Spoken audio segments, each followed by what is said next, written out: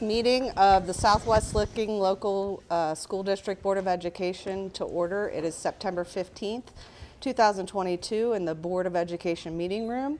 I'd like to recognize all of our visitors here in the room as well as those online. If you would please join me in the saying of the Pledge of Allegiance. This is the Watkins Memorial Softball team. Please stand for the Pledge of Allegiance. I pledge allegiance to the flag of the United States of America and to the republic for which it stands, one nation, under God, indivisible, with liberty and justice for all. Mr. Jones, could you please call the roll? Sure. Mrs. Engel. Here. Mrs. Moore. Here. Mr. Vincent. Here. Mr. Zani. Mrs. Spindler. Here. We have public participation. Mr. Ford. I know you've heard this before, but just so you know, 5 minutes. Name and address when you come up to the podium, and Mr. Jones will give you 1 minute. Good evening. My name is Corey Ford. I reside at 701 Osborne Drive, SWL, Ohio. Thank you for having me here tonight. I know that I'm underdressed. I rushed here from work and did some statistical manipulations before I showed up, so you all look nice this evening. As stated earlier this year, I came before you last and asked you to hesitate and reconsider a motion to act on a document that I believe to be a de facto 6-year contract for the superintendent until the school report cards came out. Today, at the end of my workday, school report cards came out, and I wanted to share some numbers with you. Before we went through COVID, our whole school, our entire district, proficiency score was 75.3%. And then we went up to 75.5%, and then COVID happened. Now, I did a statistical analysis, the standard deviation off of these numbers, but I left COVID year out because it's an outlier and it's not fair. So after the 44% we received during COVID, we went up to 63.4% proficiency, and now this most recent figure of 67.3% proficiency. I want to congratulate the district. Normally, schools that we compare with spend 1.5 times more money on students per capita per dollar than we do, and that's what we compare with. So, good job, but we have room to grow. So a standard deviation off of these numbers is 2.28. We still, after COVID, remain more than 3.5 times further away from our standard deviation than when we started. Okay? Projections that I've done based off of this don't have us catching up to where we were pre-COVID until after our kindergartners age out of the system, ones that never went through COVID. COVID didn't enact or disable our students. It didn't impair their cognitive ability. 44%, 63%, and 67% proficiency rates are point blank a result of COVID policies. Policies that parents stood up here and asked you guys not to consider. We're not doing well. The state data shows that we're not going to catch up either. Do we really want our students that went through COVID to age out of the system before we catch up to where we were? We just agreed on a 5-year +1 contract at 3% regardless of performance. And our performance shows that we're not going to be where we were. I told you I'd come back. I told you I'd let you know what the data. Next year I will be here again. And it's not looking pretty. Thank you. Thank you. Thank you.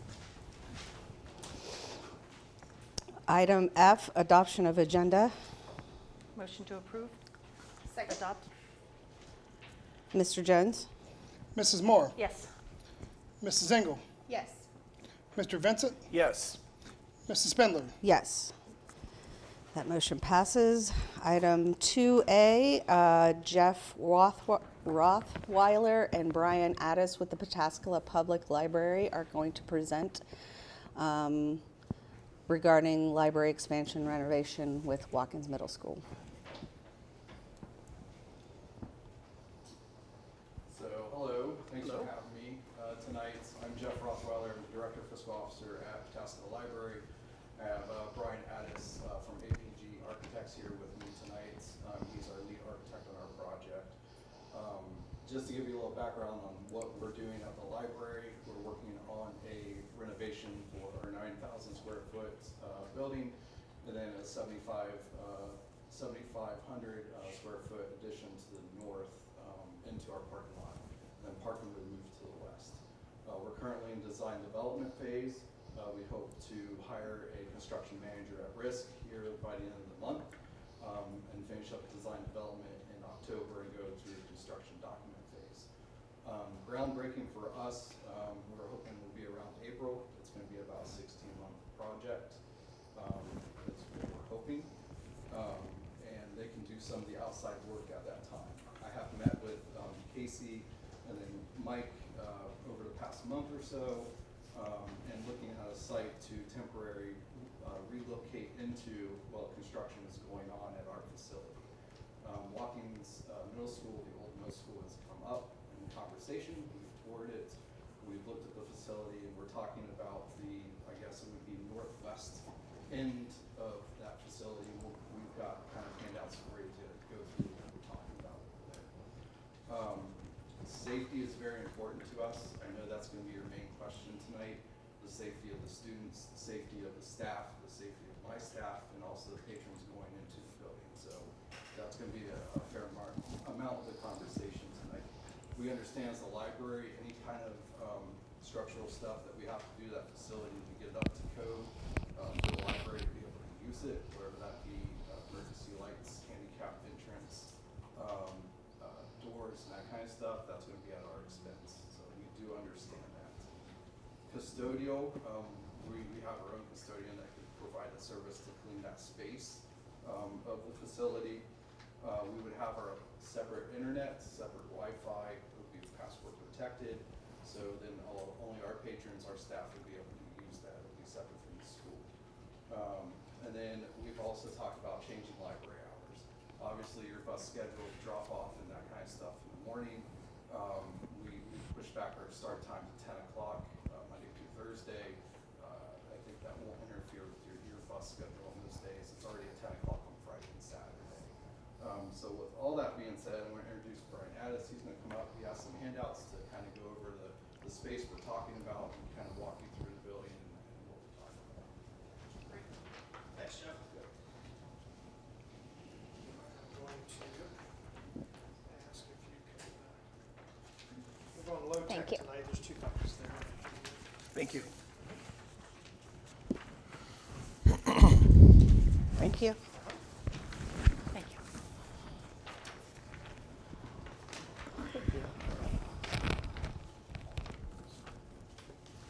Thank you. As Jeff said, I'm Brian Addis with APG Architects, lead architect for their project. The area we're looking at, if you look in the lower right-hand corner, there's what's called a key plan. That shows the entire building footprint, and the dark and shaded area shows the area that's being proposed to occupy within the entire building. Okay, and then up above is an enlarged floor plan of that area that's shaded. Okay.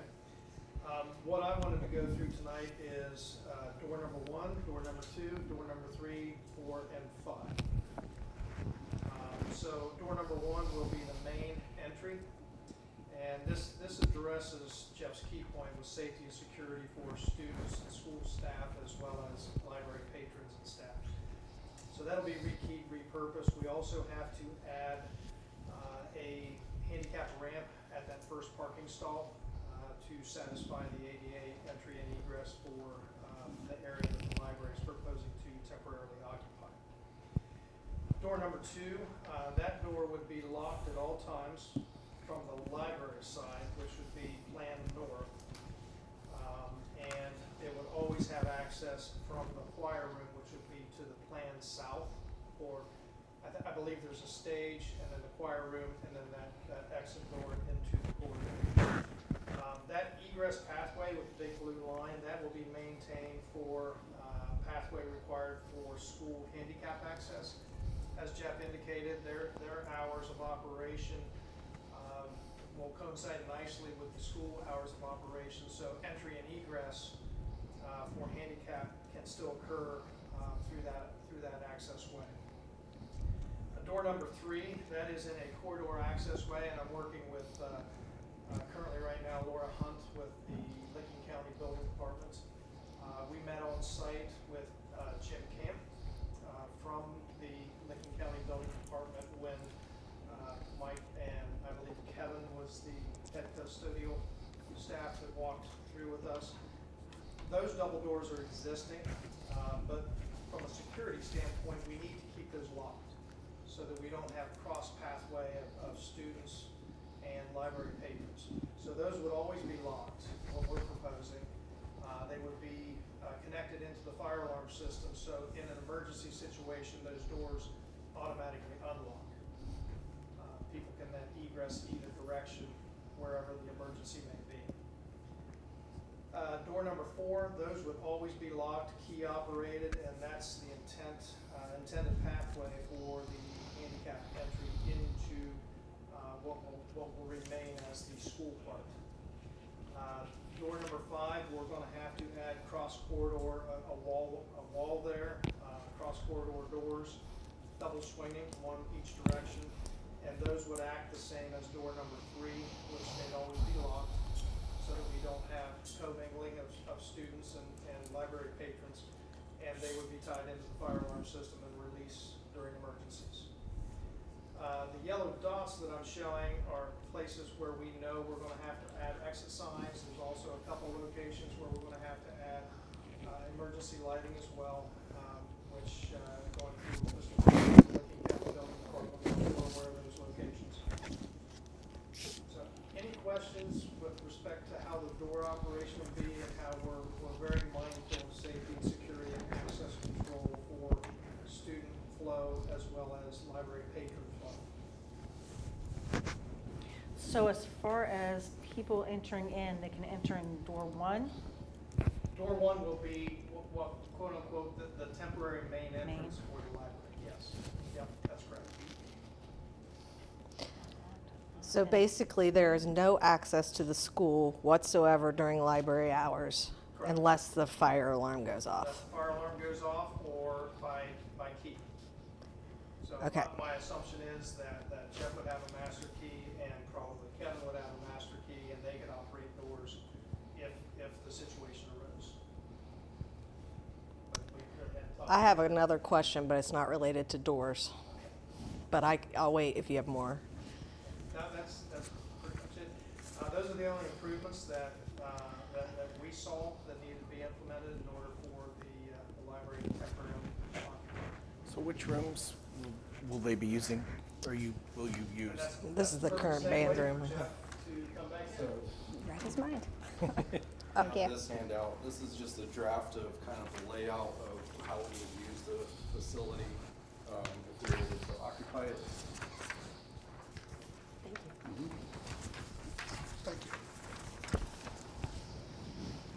So if you see the band room there will be the mode where most activity is going on. That's where we'll have our checkout stations. That's where the adult collection will be for our books and DVDs and books on CD and all that stuff. We will have we'll have internet stations, public internet stations that can be used as well. That side room there has room for our 2 office workers to be back there, and then our server will be back there, locked up in that room as well. We'll be able to use, there's I think a little office area over there where we can use it for a study room for patrons to come in and use. And then going down the other direction, there is a room for children's story hour program and that type of thing. That door will be locked unless it's in use and we're doing programming. And then in between those 2 big rooms, there's just room for storage. There's not really going to be staff or patrons in that room. It's just any storage that we may have to need at that time. And then our children's area, children's collection, has its own separate room where a staff member will be in there as well, where the patron can check out. Next to that space, we have some more office space for the rest of our administration staff, and we can hold board meetings in that room as well. And then the last room on the end would just be strictly for storage, probably. our timeline, I don't know if I mentioned this earlier, is we've talked about possibly moving into the space in June of 2023. And we would stay in the space until the building was done. Expected completion would be August of 2024. How does that overlap with the Kirkersville? So Kirkersville will move in January of 2023. And then hopefully August of 2024. yeah, hopefully. Okay. For the whole time. Hopefully August of 23 or 24. 24. Okay. So no, Kirk will be in there 6 months without them this January Right. through June. But then the rest of the time, Yeah, the rest of the that's year, what I yes. meant. And I would anticipate, if anything, we won't be getting in the new elementary early. I mean, just based on recent. What'd you say, Rick? I agree with that. Yeah. Where are we putting the playground? A variety of places. We're going to use part of the tennis courts and part of the grassy area when you pull in by the cafeteria on that side. So not the back place of the building. The grassy area. The football field? Yeah. The practice field where the Biddy League practices Yeah. on the side. And we used to park a lot. But playground's more important. We anticipate like parking for our staff and for patrons would be on that side of the building where our entrance would be. I have one really important question, and most of the people in this room know, but I always ask this. How will the bathrooms work? Are we taking bathrooms away from the kids? I mean, honestly, we have Because that school already has a small amount of bathrooms. Yeah, but you have to consider we have well over 1,000 kids going in there from that till 450. We're going to have plenty of restrooms for our elementary kids. Okay. Yeah, we'll have plenty of restrooms. Did you want to say something, Mike? Yeah, that back hallway, the bathroom we're taking away is not going to be used by students anyway. Okay. So students will not be using, okay. Anything in the section. They won't have access to this. They wouldn't. This is not any classrooms, nothing. Okay. Now, I will say, if you want programming, you can certainly come over and have programming in the library, and we can help with that. I mean, I think it's a good partnership to be able to do those sort of things for the school as well, and provide that to you that we can't currently do for you. And you would be paying to wire it for the library? As far as Wi-Fi, yeah, all those doors, the emergency and the handicap and all, and Wi-Fi, that would be out. Okay. Correct. That was one of my other questions. Does, like, 2 different Wi-Fi systems, Jeff, like, will they cross or interfere at all? They could if the access points get too close together, but they're all pretty smart about doing what's called auto channeling. So they'll work out, this one will get on channel 150, this one will be on 149. So we can spread them out enough that we won't really have any interference or overlap with their IT. Now their networks will be visible to our classrooms on the edge there, and he said all his will be password protected. I'll be basically removing the guest network from that building. It's only K3, so I figured that's okay. And that way the library patrons can get on our guest wireless, and none of the students will be getting on the library wireless. Okay.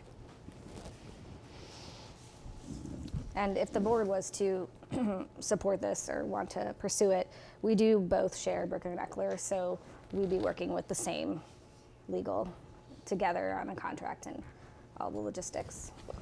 Yeah, I would say that would be our question to the school board is like kind of permission or allowance to start negotiations with the administration about lease costs. And, you know, we understand that there's going to be utility costs that need to That was my next question. snow removal and that's the sort of thing, so.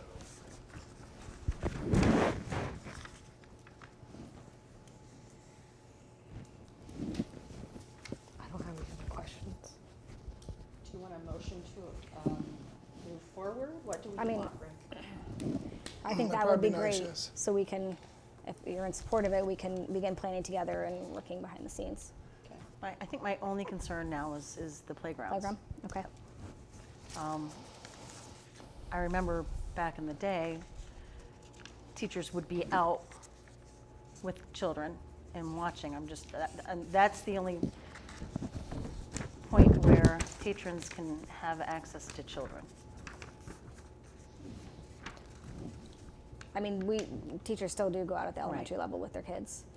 We can definitely meet with Mr. Wehrman and talk about maybe, there's already some concerns about the lack of fencing and some other things with the road, so we're gonna have to look into some logistics anyways, so we probably need to further have those conversations as a dual purpose for this, as well as just the general safety of those kids because they're young, and Watkins is a busy road. So we can continue that conversation to get to maybe a place where everyone is a little bit more comfortable about the recess, because that is a factor. My only other question would be, will all of the library staff be going through our background check routine? So we do background checks for all of our employees, and we can provide those. Okay. If you want us to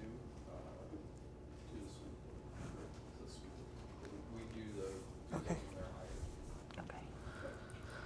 So if we did playground on the tennis court, or we did playground in the field, kids would still have to cross where the people coming in from the library would be driving through to park, right?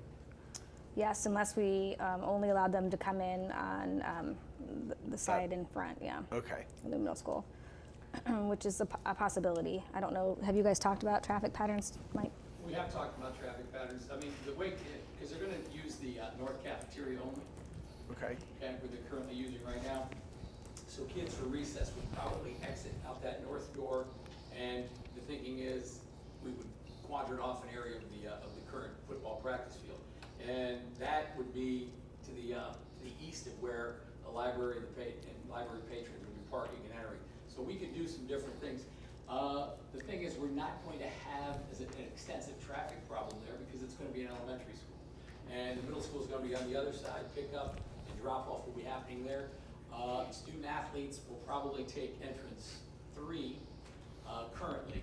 Now, should we move forward, depending on how quickly we move forward with the other building project, then we have to kind of rethink some things to give athletes an access to the facility back there. But right now, we think we can create a pretty suitable and safe playground area coming out of that north door in and around the football field there.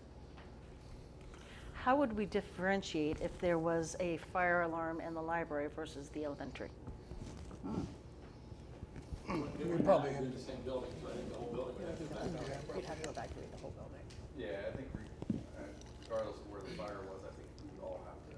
Yeah. Well, I was thinking in terms of our monthly, because each school has to do a monthly fire drill, what would be our protocol for that? Right. Because that would allow for some Well, mingling. We had talked, now you can't obviously, hopefully with the younger kids you wouldn't have an accident that maybe is more inclined with the older kids, but we had talked about, because Jeff had actually asked about that, we had talked about doing the drills prior to the hours, trying to focus on that of the I didn't library think about coming in. that. Yeah, They- because that would give us a couple of periods for sure before they got started, because that would create a problem for him as well. I mean, just chaos, so which we're trying to avoid. So, Because when's bus drop off there? When would it be? well, in the morning, it's like 7:20, 7:25. No, Not when for it's Kirk. Kirkersville. Oh, Kirk. Oh, yeah, 9. Well, 8:45, 8:40.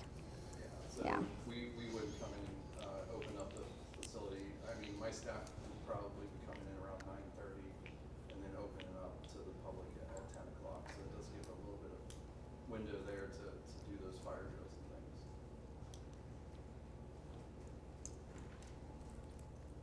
And would, like registered sex offenders and all that, are they prevented from going into the library since it's so close to a school building? How does that work? We don't keep track of that. Being a free public library, that's just not something Right. we track. It's open to all. I was just curious with, the Well, library. it's also school, so they're not prohibited from Yeah, they're coming not supposed to near. be near school. Okay. So, So they'll have to go to a different library, I yeah. guess. It'd be a good question for Mark. And even if it weren't a school, there's a school right behind it. That's Yeah, within they the- shouldn't be anywhere near that. That's correct. I think. I don't know what the yardage is. So our operating hours would be 10 to 8 Monday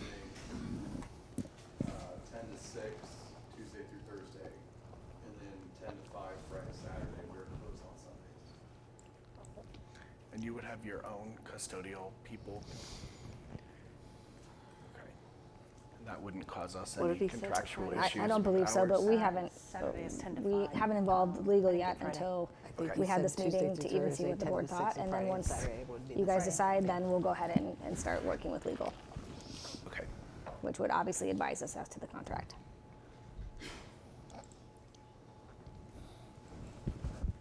So just need a motion to move forward, right? That's what Candy made?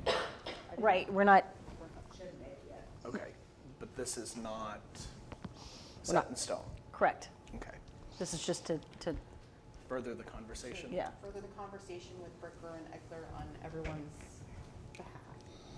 So then, just so I am clear, so I understand expectations. So we can do that, work with Rickler and Eckler, work on a couple of these things we discussed tonight, and then come back. Is that what you're thinking? Yeah. Okay. Would the library be willing to provide security? I'd have to discuss that with my board. That's something that, I mean, if that's something that you would want us to look into, we certainly can look into it. Okay. And see what the cost of that would be. I know that downtown Newark, they use Newark police officers if they're off duty, they go in and use that. I don't know if I could do that with Towson. Right. Even if it was just security when school was in session even. Yeah. I don't know that. So. All right.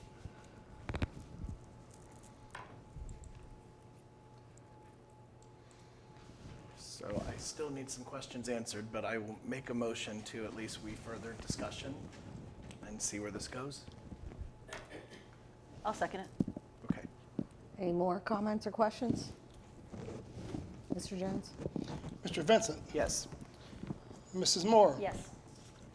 Mrs. Engel, Yes. Mrs. Spindler. Yes. Thank you very much. Thank you. Thank you. Are these drawings ours, or you guys need them back? Oh, I hope, I already wrote on I mine. did too. I wrote all of mine. Oh, perfect. Thank you. Yeah, awesome. Thank you so much. Appreciate that.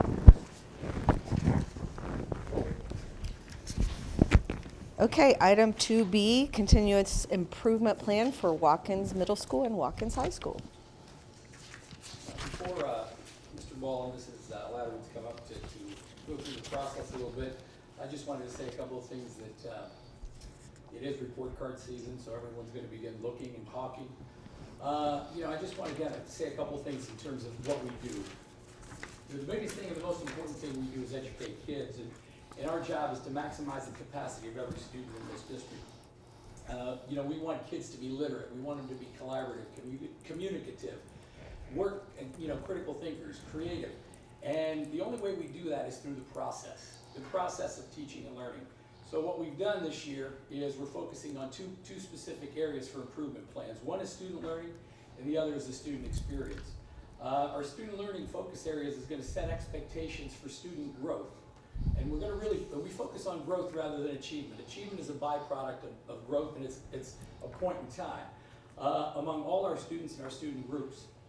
The second area is going to be the student experience, and it's going to focus on setting expectations and improving the student well-being, student attendance, increasing student participation in co-curricular and extracurricular activities, and reducing behavioral issues.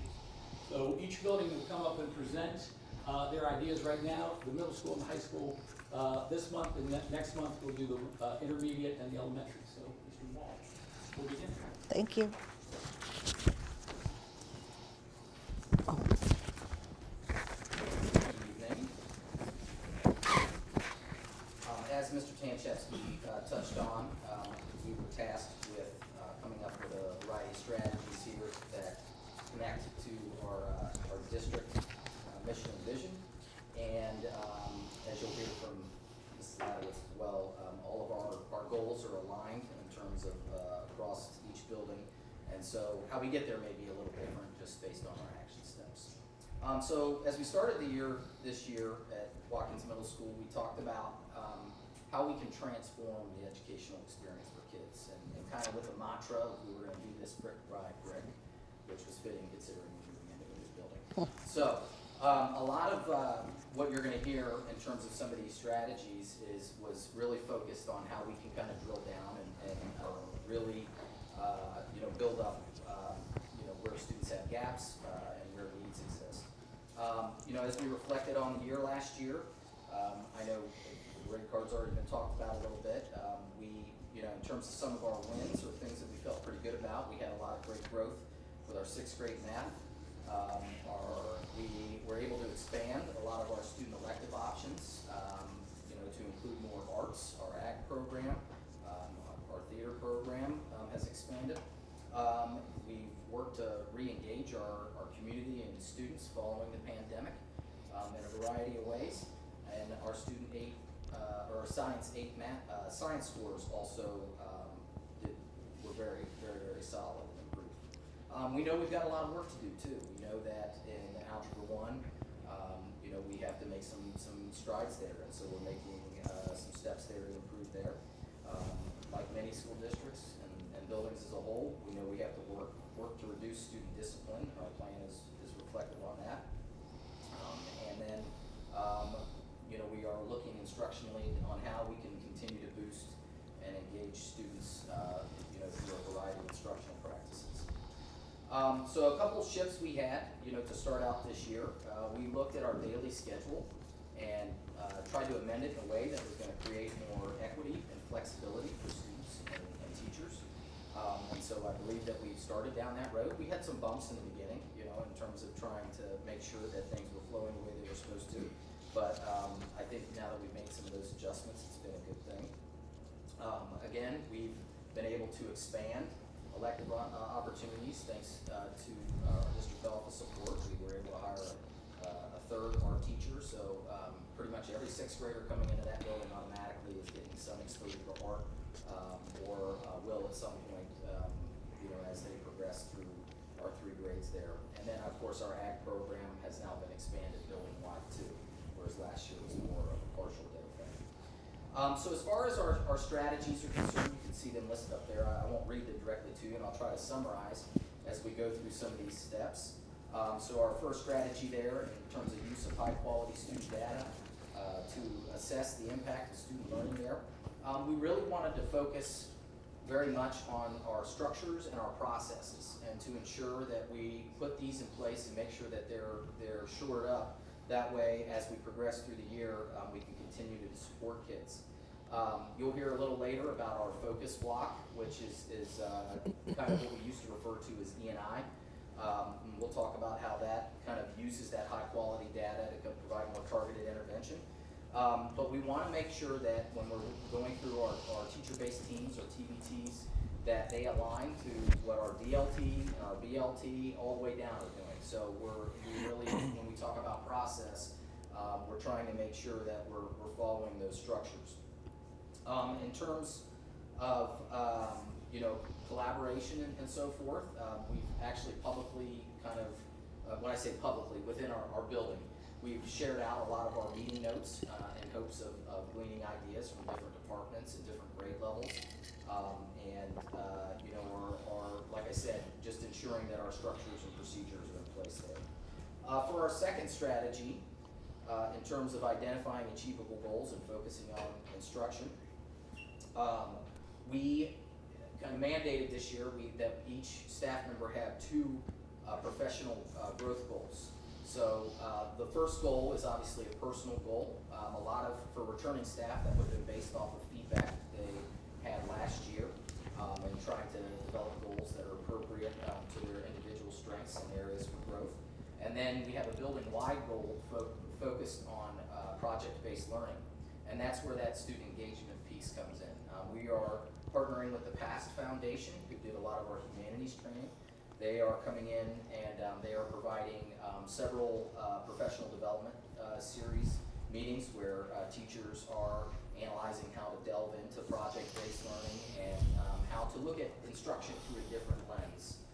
And a lot of teachers have already taken to that and started utilizing some of those tools and strategies in their classroom already, and we're excited to see kind of where we go from there.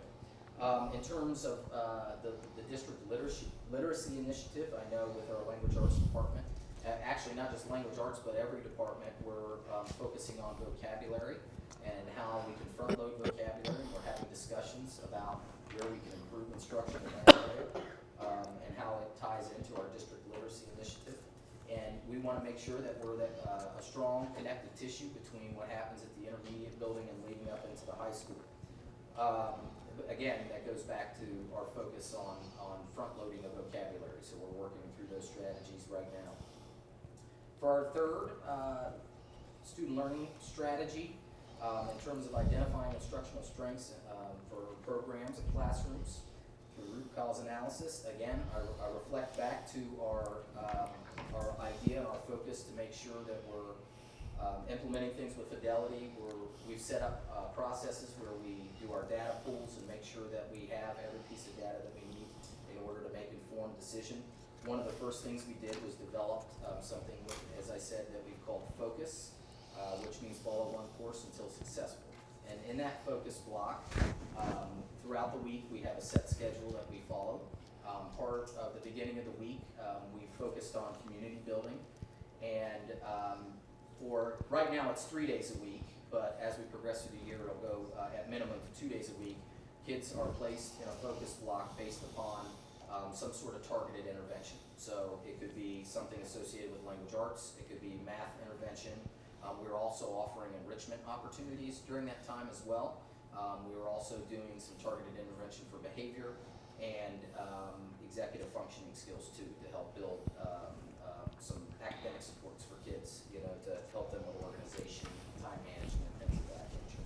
And so we're putting a lot into that time. And then on the last day of the week, we are building off of something we piloted last year with clubs, which I'll touch on here in a second.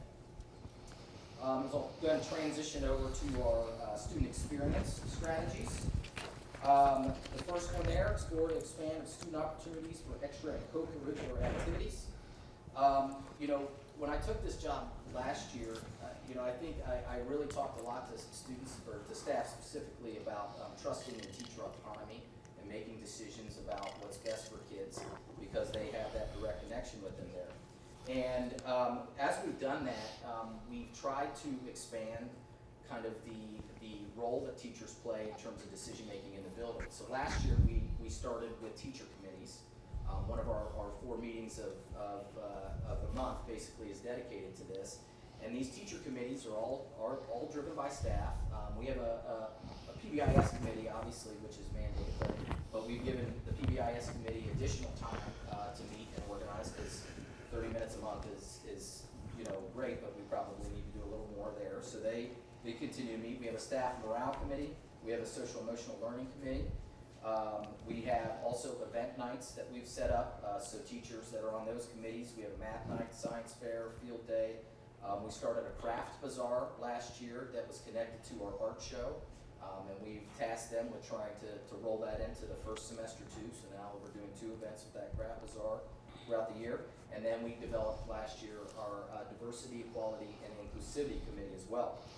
And the DEI, the purpose there, for short, DEI, our focus there is in kind of leading to a question of how do we build community within our building. And so last year we piloted a student clubs experience we could only target it with 7th and 8th graders, just the way the schedule was structured. And we did it with about 200 kids, and it was wild. I felt like it was wildly successful. The kids enjoyed it. We had a variety of clubs, like a cooking club. We had some sports activity clubs. And so we surveyed this past week, actually, our kids, and I think we were approaching, we weren't quite to 1,000 of our students filled out the survey, and a little over 800 of them have requested clubs. So it was a very popular experience. It's now being spread to 6th through 8, all 3 grade levels there. And they want these clubs. So we're excited to offer that. Our hope is by the end of this quarter that we'll be able to execute at least 2 club days after we get everything up and running. And again, cooking clubs are really popular again. We even have a happy sack club this year we're hopeful to roll out. So we're bringing back the 90s there a little bit. Okay. And our second strategy for the PBIS implementation there So you'll probably hear this from the buildings too. So in terms of how we assess how our PBIS program is running, each year we're supposed to, twice a year, do something called a TFI. It's a survey essentially, but it's a tiered fidelity index where you kind of target what parts of your PBIS program are working and where we need to improve a little bit. And based upon that, we've been trying to expand student incentives in terms of activities. We have integrated the incentive plan also with our grade level dances that we've done. We've connected that to discipline in terms of students earning the ability to go to those things. This year we are starting with our attendance incentive, where homerooms will basically track their attendance data, and students will be able to earn homeroom awards based upon there's a like a drawing, so that way, because that way it's a little more equitable that way, but ultimately we have that attendance in place. And then we also partnered with our transportation department to build a busing component to our PBIS matrix to talk about student behavior on buses to support those bus drivers and our students alike. And I know we have an incentive program similar to what I believe the elementaries and the intermediate are building, where they can do a monthly recognition of students who are, being good citizens of the bus. We also are continuing not only to develop some of these incentives, but we have our PBIS store. Right now it's a cart, so I hesitate to call it a store, but just for space we kind of have to. But once we get into that new building, we're excited to make it a permanent fixed location. But students, obviously, through this, they earn PBIS tickets. They can purchase, pens, pencils, various items that they're interested in. Tech decks are a real exciting thing for kids. They like those little mini skateboards, even though I don't know if our staff does.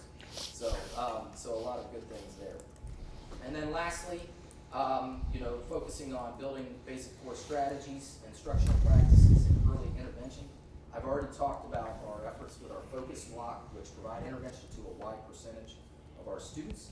I'll talk a little bit here about our use of restorative practices. I know that was something that I was trained quite a bit in, and last year we were able to get some training for some of our front office staff. And so at a building level, it was done mostly in terms of restorative circles, where we did a lot of peer mediation and things of that nature, which are effective, and they do work well for students who struggle sometimes to advocate for themselves and be able to kind of bring themselves down emotionally a little bit. So it's helpful that way. In year 2, we're looking to roll in more of again, community building component of that restorative practice piece. So our staff, 1 day a week, as we said, during the focus block, are asked to run some community circles. If you think about like an elementary where you come in and you did like a group meeting or a team meeting, that's essentially what it looks like, where they talk about how the weekend went, things they like, various things like that, but just as a whole, get kids talking and build up that sense of community within that classroom to develop a relationship between the teacher and the student. We want to make sure we're always assessing what our data is telling us and using that to reflect and guide where we need to go, whether it's discipline, attendance, or with our academic instructional data. And one of the things we're also going to look at in terms of some potential strategies is the potential for housing in the future, which I know the intermediate building has their various teams. It's kind of a similar component, but this would be more potentially as something where you'd be a part of a house. I mean, I guess I always say that and people think Harry Potter, but like, 6 through 8, we're a part of a house. That kind of a team component where we can build even more community within the building. So that's all I have now, and any questions you might have, I'm happy to answer or try to answer. I don't have any. Well done. Thank you.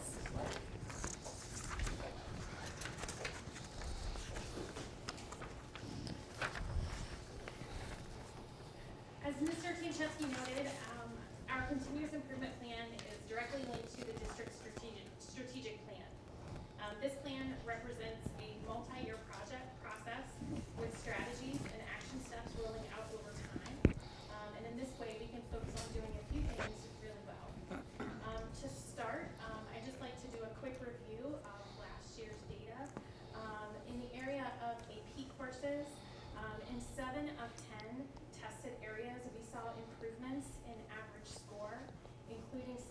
substantial increases in scores in AP Calculus and AP Language and Composition, which are two of the most difficult AP tests. In terms of Ohio State tests, we're not quite back to our pre-COVID performance, but there are a lot of positives. We are exceeding the state average in all tested areas. Our growth data suggests that kids are making goals and kids are growing. The admin team has picked apart the data. We do this a lot over the summer, but we've also gone straight to the teachers to get their insights, as they know their kids and their class dynamics the best. Teachers have provided us with some really interesting ideas about what has impacted student performance and what we can do about it. As I said, we're not back to pre-COVID performance yet, but there are some real pockets of awesome. For example, we have one teacher that it's like COVID never even existed. This teacher's data is far better than we ever saw before COVID, and we can't figure out how she does it, but we're trying really hard to figure it out. Our lead teachers are guiding teacher-based teams through the process of data analysis right now to try to determine which strategies are having a big impact on student learning. Shifting to our improvement plan in general, we're going to take a look this evening first, starting at student learning. For the last year, we have been tweaking the ways in which teacher-based teams function so that they can use data to guide the identification and implementation of instructional strategies to meet student needs, and then they reflect on the effectiveness of those strategies. In a collaborative effort with lead teachers, we believe that we have finally landed on a teacher-friendly framework that provides TBTs the structure and the probing questions to drive changes in the classroom. We're really pleased with what we have come up with. As you may recall, the analysis of high-quality student data is a component in the teacher evaluation process, and COVID put a pause on that area for several years. So this year is the first year that it's back on the rubric, and then it's part of the evaluation process. So it's an adjustment time for a lot of teachers. We have put in place an analysis and reflection tool that teachers will work on throughout the year. This not only guides teachers through the process, but also helps us as administrators identify the areas where teachers can use some additional support. Literacy is another focus of our student learning goal. We're emphasizing vocabulary as well as content area reading and writing. Mr. Ball mentioned teacher professional growth plans. We're incorporating literacy as one of the professional growth goals for every teacher in the building. And we're seeing really cool goals and action steps being submitted right now from teachers. We have been really, really impressed with what we have seen so far in classrooms this year. Kids are really engaged and doing challenging work throughout the building. Now let's shift to look at the student experience. The district's goal is that we will demonstrate increased staff and student well-being through improved attendance, increased participation in extra and co-curricular activities, and decreased behavior referrals. And I'm going to highlight our actions related to Strategy 1, which relates specifically to student opportunities. This week, we are excited to roll out our first ever student engagement challenge. Each time a student attends a home athletic event or a concert, the student scans a barcode and earns a point. Classes are facing off to see who can earn the most points in a given week to ultimately determine which class has the most school spirit. And students in winning grade levels have the chance to win fabulous prizes. We will also be including staff in the challenge in the next few weeks as well. This is a great time for us to start this challenge because homecoming is next week, and that's a time when there's a lot of excitement about attending and being a part of the school community. We're also working on a system that will accurately track the percentage of the student population who participate in extra and co-curricular activities. As you know, in addition to athletics and civic groups and the arts, we offer a wide range of clubs that could cater to student interests. For example, the German Club just hosted the Gummy Bear Olympics, and there's a lot of buzz in the building about the newly formed Dungeons and Dragons Club. It's a sight to be seen. But also like to note that we are already seeing a significant impact of a new program that we have this year called Future Warrior Mentors, where seniors go to our other buildings throughout the district, and they work with students in grades pre-K through 8 not just providing support in the classroom, but also being buddies at lunch and on the playground. I also want to note, relative to strategy 3, that while we don't have a full quarter of attendance and behavior data yet, initial data indicates that we are definitely moving in the right direction. So far this year, the number of students who have already met our attendance thresholds, like the warning, you're missing too much school, those have been cut in half since the same time period last year. In addition, out-of-school suspensions have been cut in half, and after-school detentions are down to just a third of what they were last year. We really believe that this is due in large part, to limiting access to cell phones during classes. And we're really, really pleased with how students have adapted to this change. We didn't know how they were going to take it, and they've been fantastic, and it is really making an impact. Finally, I would like to announce publicly that one of our seniors, Cindy Tong, has earned the distinction of National Merit Semifinalist. We're really, really proud of Cindy and her accomplishments. This time, I would be happy to take your questions. That's 2 years in a row, right? That is correct. Thank you.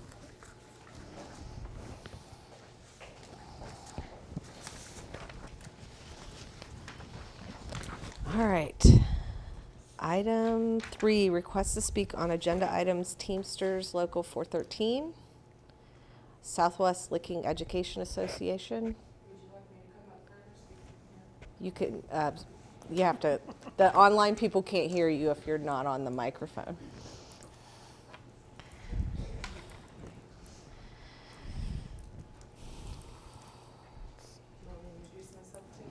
You can if you'd like, but you don't have to give your address or anything. Not my address. All right, I am Dr. Paula Ball. I'm speaking on behalf of Southwest Licking Education Association. Tonight, you are going to vote on the MOU to increase our contractual student numbers in grades 1 through 5. The memorandum of understanding was presented for a vote to our members and did pass. However, not without a lot of discussion and debate. Many of our district teachers were very concerned that we were sending the message that class size does not matter. We want to be sure that the board and community knows this is not what we as teachers believe or SLE as an organization. We believe that every moment we can spend with an individual student is valuable, and there are only so many minutes in a school day. This is the second year in a row that we have been approached about increasing our class sizes. And we have agreed to do so, and while we are compensated, it does not change our concerns about class sizes.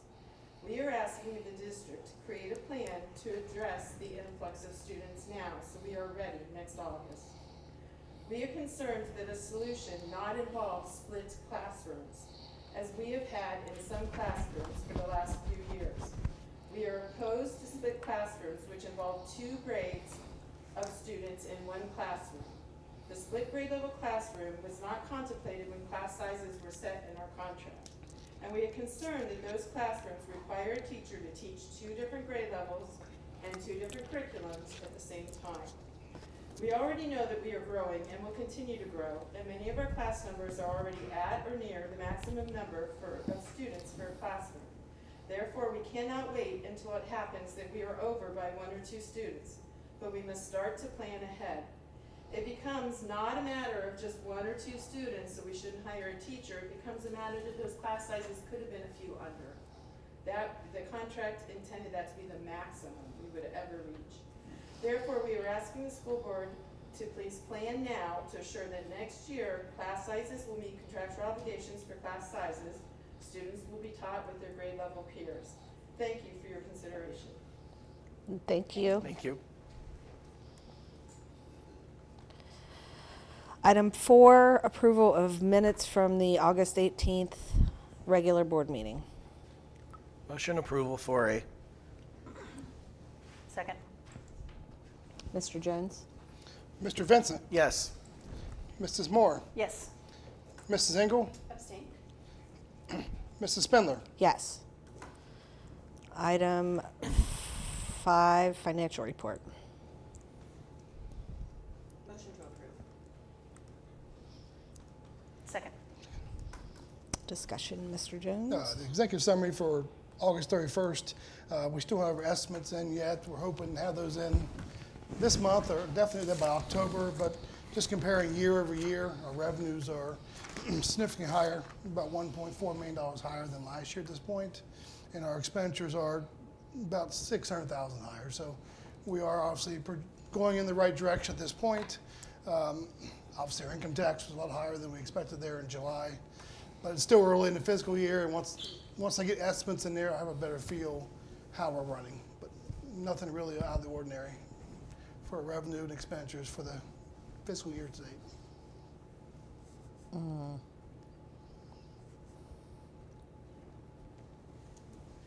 Any more questions for Mr. Jones?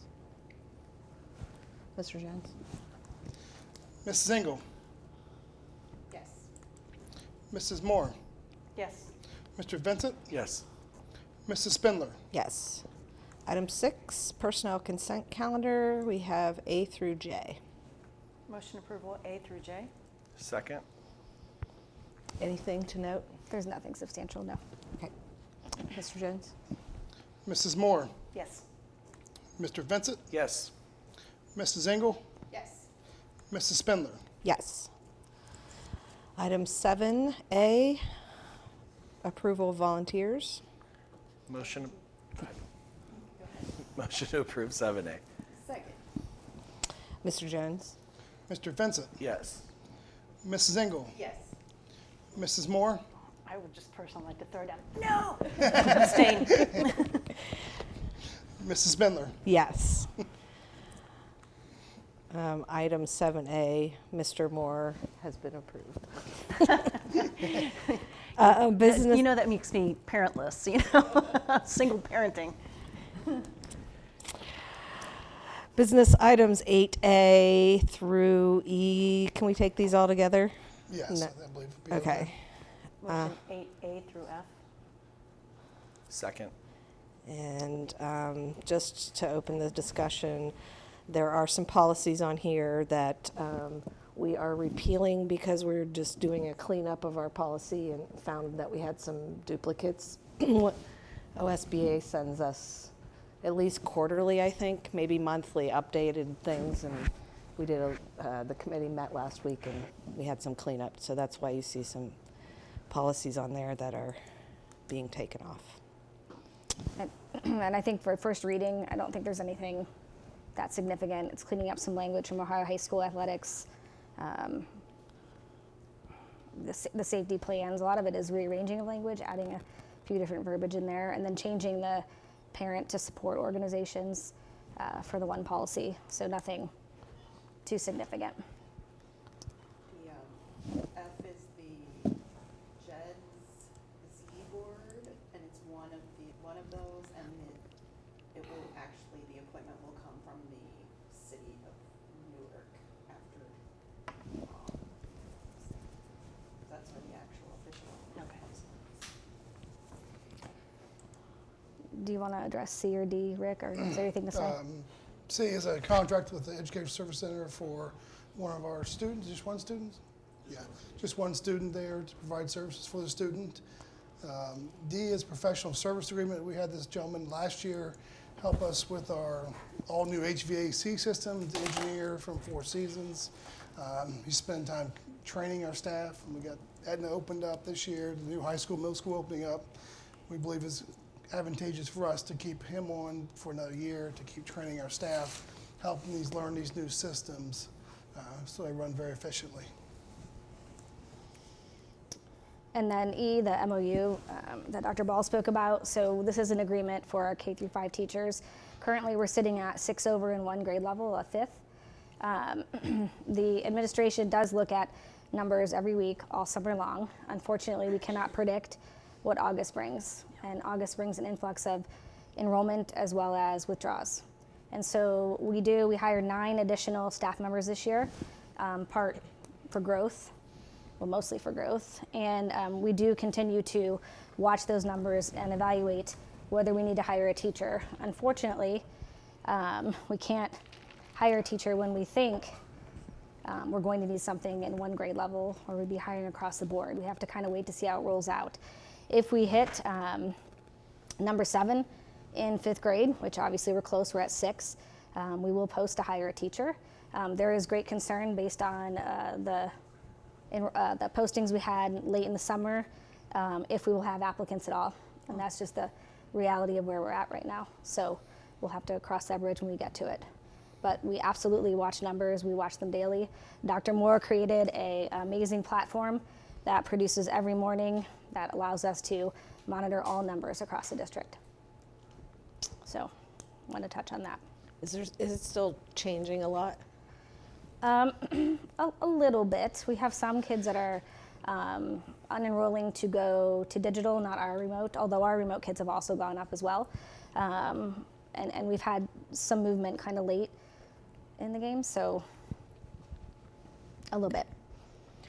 Dr. Ball, I think that you should take that exact speech and go to the local governments, the townships, the city, the water and sewer. Some of us do that, all of us do that, and we see the growth coming, but we're only one person. They're not getting the experience, they're not hearing what your experience is as a teacher. So going to those local entities and sharing, what does a large class size mean? What does a split classroom mean? What does that mean to the children of the district? So when you're going to rezone something, know that you're adding 600 homes to a property, know what that's going to do to our teachers. The education of the kids are going to decrease. I think you should absolutely. And to clarify, we are not saying anyone is to blame. No. We're just really concerned because SLEEV won't entertain extended sizes again unless our membership drastically changes their opinion next year. I just think you need to get that in front of our local governments so they understand the impact. I was at it at the township. Oh, yeah. And I would add even above that, Representative Miller, I've met with him a few times. He's very open to discussing things. Representative Frazier as well. Hottinger's on his way out. I don't know who's going to be replacing him. But it's even above that because they just see Intel coming and all this great whatever, but it impacts us here on the ground. I mean, as a teacher, I get it. My district, my school has 6 jobs that don't have a teacher because there aren't any teachers. So from my perspective, I appreciate the flexibility of allowing this to occur because at the very least, we can do right by kids by doing this because if we didn't do this then and we didn't have a teacher, then what? Do we have a kid with a sub-teacher for the entire year who may not be certified? So, it's to me, this is kind of the lesser of the two evil, and I appreciate the flexibility. I really appreciate it, and I know our members will appreciate it. Thank you. Thank you goes a long way. Yes. Thank you. We all thank you very much. Okay, any more discussion on 8A through F? Mr. Jones? Mrs. Moore? Yes. Mr. Vincent? Yes. Mrs. Engel? Yes. Mrs. Spindler? Yes. Item 9, treasurer's items, A through C. Motion 9A through C. Second? We'll see. A's are donations with thank you. We always appreciate those. B's are statement of purposes, one that we received so far to date. As you know from the past, we'll get some in periodically throughout the year, so there will be additional as the year goes on.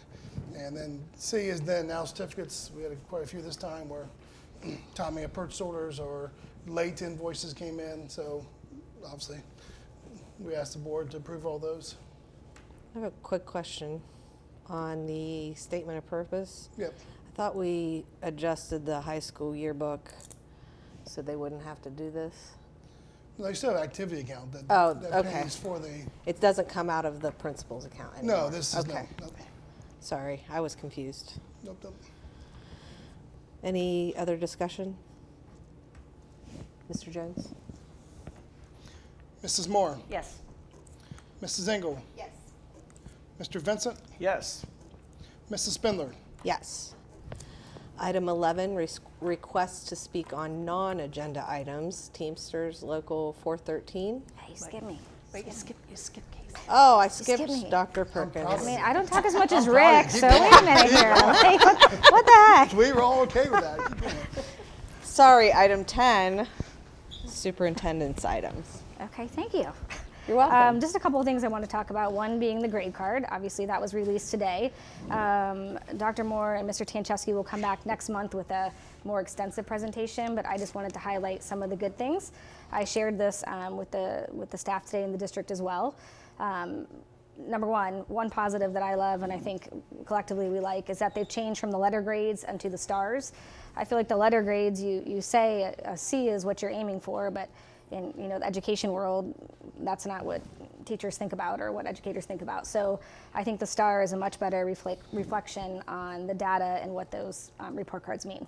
So a couple of good things, our PI, or performance index, is above the pre-pandemic, and that's at a 4-year high. So this is fantastic for achievement across the board. So our 4th and 5th grade reading and 5th and 8th grade science were all above pre-pandemic. So although, yes, is everyone there? No, but are we making headways? Are we making movement? And are we getting there? I think we're doing a fantastic job. And I think this is a testament to what teachers did in the classroom last year. I mean, this speaks, these are the results. Our achievement component is 4 stars. So anything 4 or 5 stars is incredible. 3 is where you want to be. So when you're above that, this is fantastic and not easy to accomplish whatsoever. So that's another thing to celebrate. Our progress or growth is also 4 stars for all of our subgroups of our kids. So we're not only growing kids, we're growing all populations of students. So, not just meeting the needs of, one particular grouping. Our 5th grade reading, 5th grade science, 6th grade math, 8th grade science, and geometry all had subgroups and gifted subgroups above growth. So not only are they meeting, they're exceeding. And that is really hard to do. That is challenging to do. And that's what's happening. We met 2 of our 3 gifted indicators in growth and service. So we're starting to make headway with our gifted students. Our gap closing was 5 stars, the top rating, which is fantastic. So that shows that we're meeting the needs of all kids with ELA, math, and our graduation. So that's another positive. We met the chronic absenteeism for our 3rd straight year. And again, that is very challenging to do when you were talking the pandemic and COVID and remote kids and kids coming in and out and teachers working with Google Classroom and kids in person. It's hard to keep track of all of that. So we've done an excellent job. And we also met the progress metric on gap closing for our economically disadvantaged subgroup. And that's extremely difficult to accomplish. So is the grade card perfect? Nope. But there is lots to celebrate, lots of good things that have happened. That's just some highlights. They're going to come back with more details for you, but I think overall this is something to be proud of, and I think our teachers have worked really hard with our kids under really crazy circumstances the last few years to make this happen. And the fact that we're getting back to where we were this quickly, I think is outstanding. So I think that's something to be proud of. A lot of what ties in and conversations from the summer looking at preliminary data, they put together a K through 12 literacy plan for PD. We're having a lot of focused PD this year, a lot of choice based on teachers and what what they think they're going to need to work on based on their own professional growth plans. So I think good things will be coming from that. And then switching gears, I was going to comment on the discipline data that Melissa did, but just to piggyback from what she said, from my perspective as someone who sees the discipline roll in as well as, unfortunately, the expulsion hearings, we are off to a much better start this school year. I do give kudos to Melissa and the cell phone policy that she put in place. I will tell you that Mr. Tanchevsky and I did our first building visit at the high school, and it was incredible. The amount of student engagement and what was going on in those classes was amazing, and kids were not on cell phones. It was awesome. It was great. And let's see, I also wanted to mention Mr. Severino. Mr. Severino is doing an amazing job working with Truancy. He is so on top of things. I feel like we are already ahead of where we ended the school year at, because you literally send him an email about a kid we're concerned about. He's at the home, he's making contact. He's going to be an incredible asset for our district and really helping get those kids that are truant and not coming to school or figure out a solution or what will work. So I wanted to give him credit for that. And then just a heads up, next month we'll have some continuous improvement plans. We're also going to have an architect update. So we probably need to talk a little bit about some of the things going on in the building projects as well. So that will be coming next month. And that is all I have. Do you guys have any questions for me? Student enrollment, is it? Yep, so I wanted to bring student enrollment with me, but unfortunately the site was down when I tried to print it. So Okay. I'll have it next month for you, a comparison. Sounds good. Thank you. Yeah, okay. Any other questions? Thank you. You're welcome. Sorry, I forgot. I missed. That's I skipped okay. over. I'm used to my half-hour meetings. Okay, now item 11, request to speak on non-agenda items. Teamsters Local 413, Southwest Licking Education Association.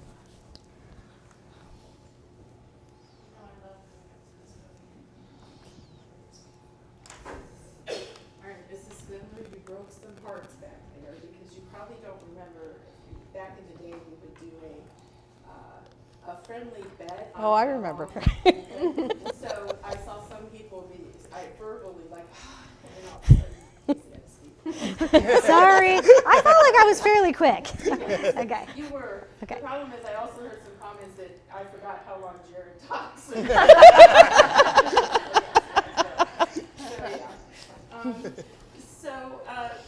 When I said thank yous, we do want to thank the school board because you do have a thankless job, and I think thank yous do go a long way. You might have noticed we have some teachers present. We almost hesitate to ask them to give up a Thursday night to spend it with you. But we will have teachers with us, with you, because we do care about what you're doing. And we used to have a really cooperative, we communicated with the board, and I think that really benefited our students and our community. So we're hoping we can get back to that we can, kind of let you know what's going on in, in the classrooms and the good and what we need and that kind of stuff. So we really do thank you for your service. Thank you. And thank you all for being here. Yeah. And I want to know who won at the end.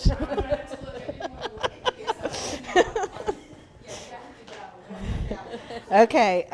Who's close? Item 12, closing item, adjournment. I need a motion. Motion to adjourn? Second. Mr. Jones? How slow do you want me to talk? I'm just saying. Mrs. Engel, Yes. Mr. Vincent, Yes. Mrs. Moore, Yes. Mrs. Spindler. Yes. We are adjourned at 8:13 p.m.